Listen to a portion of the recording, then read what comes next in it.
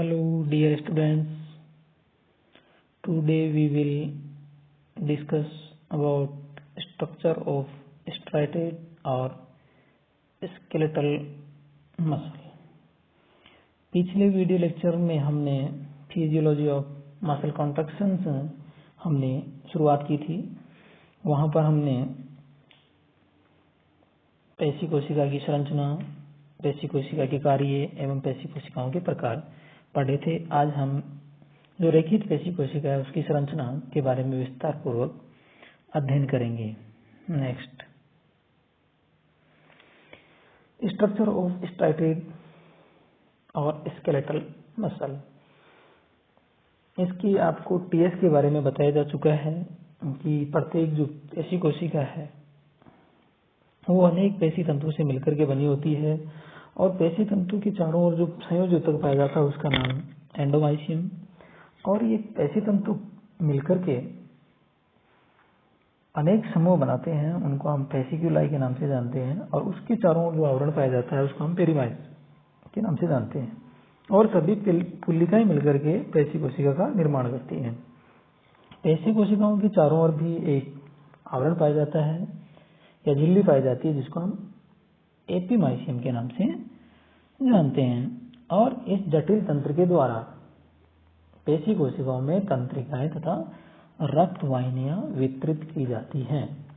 प्रत्येक पेशी तंतु या मसल फाइबर है एक लंबी एलोंगेटेड बहुकेंद्र की मल्टीन्यूक्लिएट कोशिका होती है और इनकी लंबाई की अगर बात करें तो 30 सेंटीमीटर तक ये लंबे हो सकते हैं तथा इनका व्यास या डायमीटर की बात की जाए तो ये 10 से 100 म्यू तक होता है। प्रत्येक पेशी तंतु की चारों ओर स्थित जो कोशिका कला होती है, अगर कोशिका कला की बात की, कोशिका की अगर चारों ओर झिल्ली पाई जाती है उसको हम वहां पर कोशिका कला के नाम से जानते हैं। लेकिन पेशी कोशिका के चारों ओर जो कला पाई जाती है उसका नाम होता है सार्कोलेमा। और इसमें एक अर्ध तरल द्रव्य पाया जाता है। तो यहाँ पर उस अर्ध तरल पेशी कोशिका द्रव्य का जो नाम है वो सार्कोप्लाज्म होता है। नेक्स्ट, पेशी द्रव्य में अनेक माइटोकॉन्ड्रिया बिखरे रहते हैं जिनको हम सार्कोसोम्स के नाम से जानते हैं। इसी द्रव्य में फैली हुई अंतर्द्रव्यीय जालिका पाई जाती है जो सार्कोप्लाज्मिक रेटिकुलम कहलाती है। क्या कहलाती है? Sarcoplasmic reticulum. इसी के साथ इसमें अनेक गोल्जिका या गोल्जी कॉम्प्लेक्स, लिपिड, ग्लाइकोजन के कण भी पाए जाते हैं। अकॉर्डिंग टू स्लेटर 1960 के अनुसार पेशी द्रव्य में उपस्थित माइटोकॉन्ड्रिया किसके स्थल हैं? ऑक्सीकारी उपापचय क्रियाओं के कार्यस्थल हैं जो पेशी संकुचन के समय ऊर्जा प्रदान करते हैं। प्रत्येक पेशी जो तंतु है मायोफाइब्रिल है उसमें डार्क और लाइट रंग की अनुप्रस्थ बैंड्स या पट्टियां पाई जाती है और ये एक दूसरे से एकांतर क्रम में उपस्थित रहती है, यानी गहरी हल्की गहरी हल्की, यानी गहरी हल्की गहरी हल्की, इस क्रम से लगातार।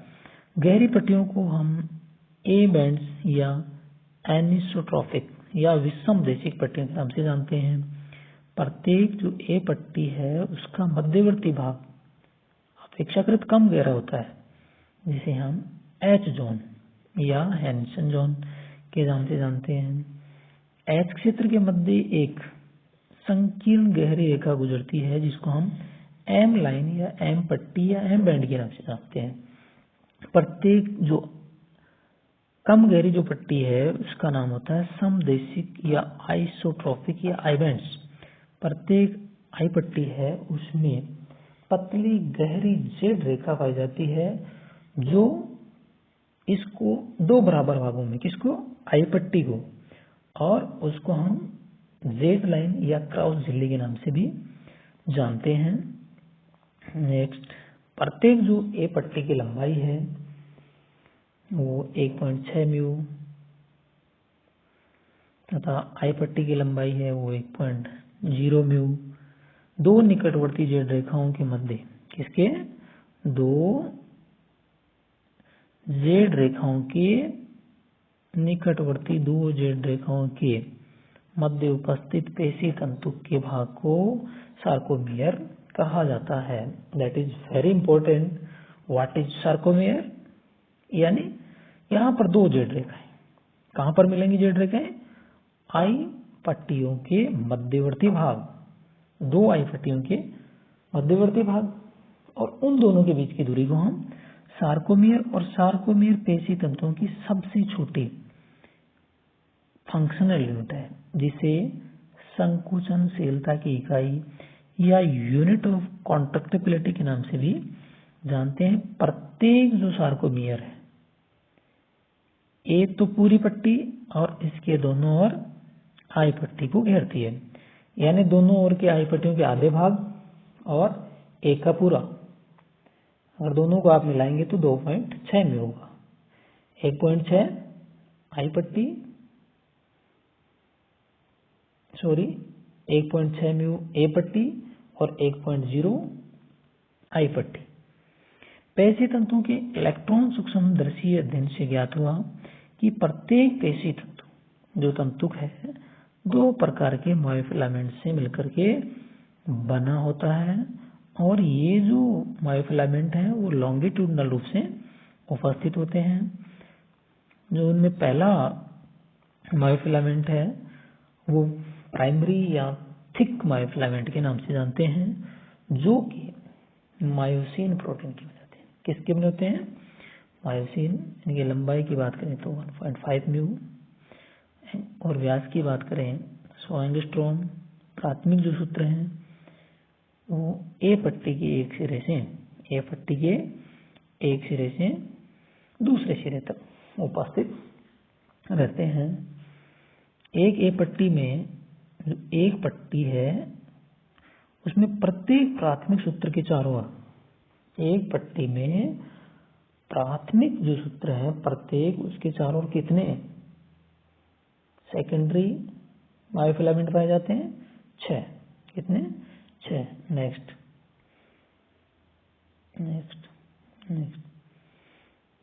जो द्वितीयक मायोफिलामेंट हैं, अगर हम बात करें तो यहाँ पर उनके बारे में थोड़ा सा पहले बता देता हूँ। ये द्वितीयक जो मायोफिलामेंट हैं एक्टिन प्रोटीन के बने होते हैं। इनकी लंबाई 2.0 म्यू तथा 50 एंगस्ट्रॉम के होते हैं। द्वितीयक जो सूत्र है वो ए पट्टी के एक एच क्षेत्र से, किसके? द्वितीयक सूत्र ए पट्टी के एक एच क्षेत्र से दूसरी ए पट्टी के एच क्षेत्र तक पाए जाते हैं। और जो प्राथमिक मोटे सूत्र थे उनके बीच में एक सूक्ष्म उभार स्वरूप संरचनाएं पाई जाती हैं, या उभार के रूप में पाए जाते हैं। पेशी तंतु में उपस्थित दोनों प्रकार के जो तंतु हैं किस प्रकार से बंधित रहते हैं इसका अध्ययन बाद में करेंगे, लेकिन इससे पहले हम बैक चलते हैं और जो पेशी तंतु की संरचना है उसके बारे में विस्तार से अध्ययन करते हैं। ये यहाँ पर रेस्टिंग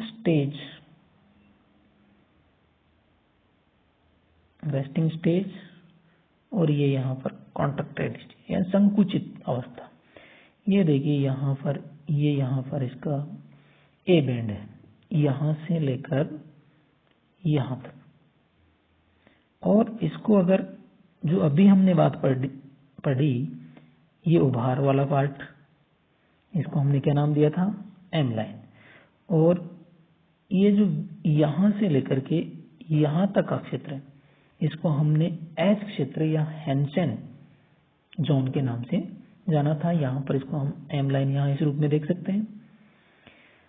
और ए बैंड के दोनों ओर कौन सी पट्टी होगी? हमने आपको पहले ही बता दिया है कि जो गहरी और हल्की पट्टियां हैं वो एकांतरित रूप से, तो ए पट्टी के बाद में कौन सी पट्टी आएगी? आई, और उसके पहले कौन सी आएगी? आई। तो इन दोनों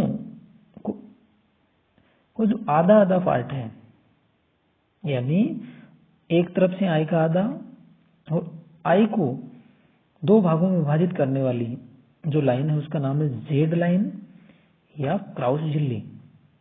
इन दोनों के बीच की जो दूरी है उसका नाम सार्कोमियर, और इसकी लंबाई मैंने बताई थी आपको 2.6 म्यू। अब अगर इसकी हम बात करें कि जो तंतु है वो किसके बने हुए हैं, तो ये मायोसिन का बना हुआ है, ये द्वितीयक तंतु है, ये प्राथमिक है, ये एक्टिन का बना हुआ है। और जो जेड लाइन है वहां पर अल्फा एक्टिनिन पाई जाती है। क्या पाई जाती है? Alpha actinin protein. और जो दो तंतु हैं उनके बीच में जो दूरी है वो 60 डायामीटर है। अब अगर हम इसकी रेस्टिंग स्टेज से संकुचित अवस्था में सार्कोमियर की लंबाई को अगर देखें, यहां से लेकर के यहां तक, इस जेड लाइन तक आप देख रहे हैं, इस जेड लाइन से ये सार्कोमियर है। अब यहां पर देखिए ये जेड लाइन और ये जेड लाइन, ये आपका यहां से लेकर के यहां तक सेकेंडरी मायोफिलामेंट, और ये यहां से लेकर के यहां तक प्राइमरी। इनकी लंबाई में यानी प्राइमरी और सेकेंडरी मायोफिलामेंट की लंबाई में कोई परिवर्तन नहीं हुआ है, लेकिन जो सार्कोमियर की लंबाई में संकुचन के दौरान क्या हुआ है? परिवर्तन हुआ है। अब इसके पीछे हम दो स्ट्रक्चर और देख रहे हैं। ये मैंने आपको अभी बताया, ये मसल है, ये मसल जो पेशी कोशिका है उसका न्यूक्लियस है। ये यहाँ पर ये न्यूक्लियस है, ये यहाँ पर सिंगल मसल फाइबर लिया है, और ये इसके चारों ओर पाई जाने वाली सार्कोलेमा है। और फिर इसका एक मायोफाइब्रिल लिया हमने, उसमें आप लाइट, डार्क, लाइट।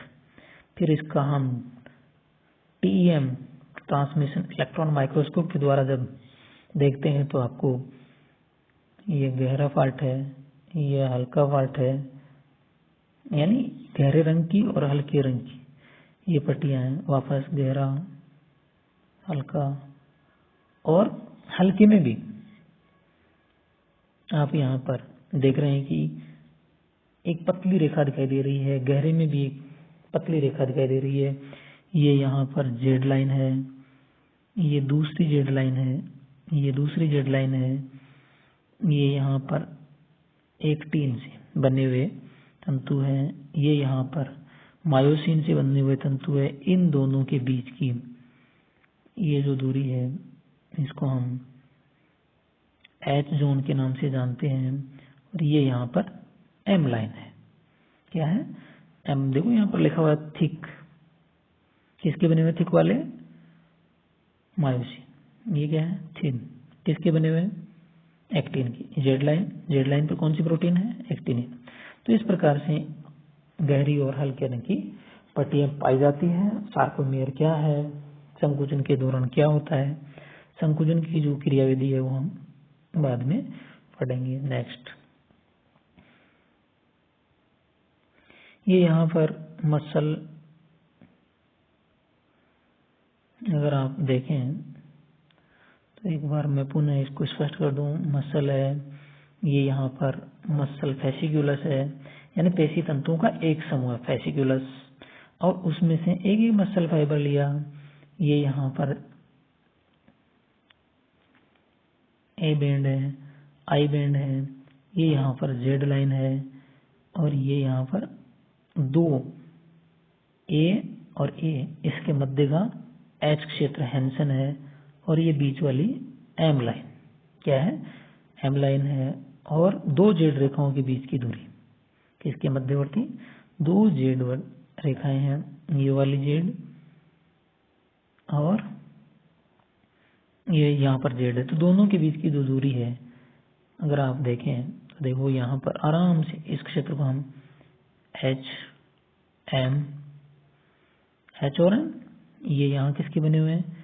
मायोसिन के बने हुए हैं। ये पतले वाले जो तंतु हैं, ये वाले किसके बने हुए हैं? एक्टिन के बने हुए हैं। ये जेड लाइन है, ये दूसरी जेड लाइन है। दो जेड लाइन या जो आपके आई पट्टियां थी या आई बैंड्स थे, उनके मध्यवर्ती भाग हैं या जो मध्यवर्ती झिल्ली है उसका नाम क्राउस झिल्ली या जेड लाइन है। दो के बीच की दूरी को हम सार्कोमियर कहते हैं और यही इसकी पेशी जो तंतु है उसकी फंक्शनल इकाई या यूनिट है। यहाँ पर ये ग्लोबुलर जी एक्टिन और ये पॉलीमराइजेशन के द्वारा एफ एक्टिन में बदल जाती है। नीचे यहाँ पर मायोसिन के बारे में बताया गया है या दिखाया गया है जो हम बाद में पढ़ेंगे। नेक्स्ट ये मैंने आपको बता दिया है। यहाँ पर अब मैं एक चीज और बता देता हूँ आपको।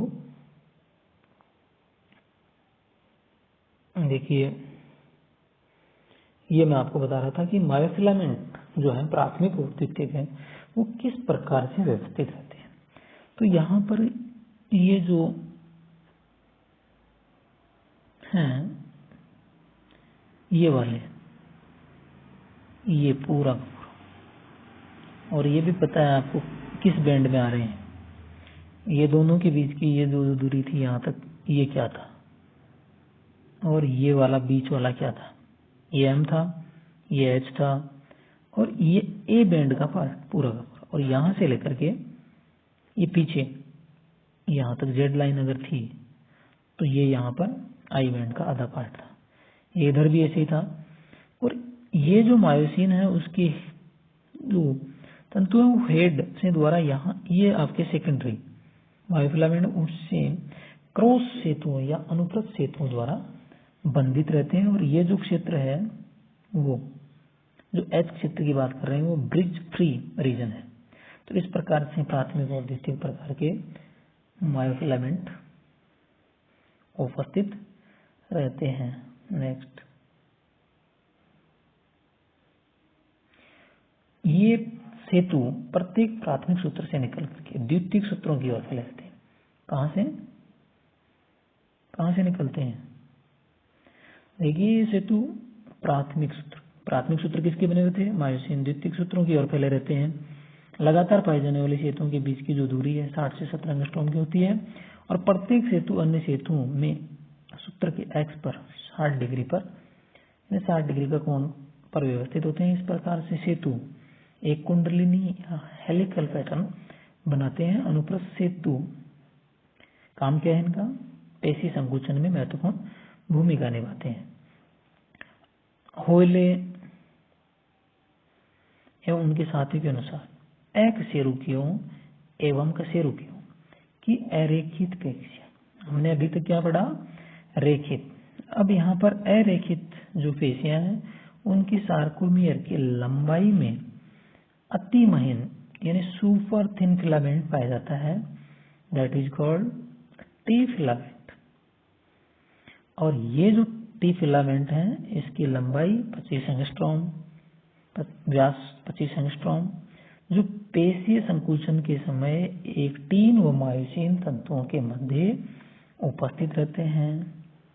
मैकनेल, होयले, वालकॉट एंड रिग्वे के अनुसार अति महीन जो सूत्र है पेशीय तंतुओं में एक लचीले आलंबन की तरह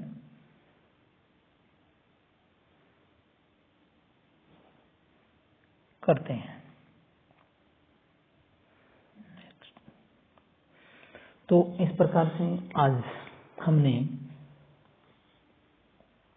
रेखित पेशी विश्रांतना के बारे में अध्ययन किया। Epimysium, perimysium, endomysium, A band क्या है, आई बैंड क्या है, जेड लाइन क्या है, एच क्षेत्र क्या है, सार्कोमियर क्या है, प्राथमिक या प्राइमरी एंड सेकेंडरी मायोफिलामेंट क्या है, किस प्रकार से व्यवस्थित रहते हैं और सुपर थिन फिलामेंट क्या है, उसका कार्य क्या है, इसके बारे में विस्तार से अध्ययन किया। Thank you.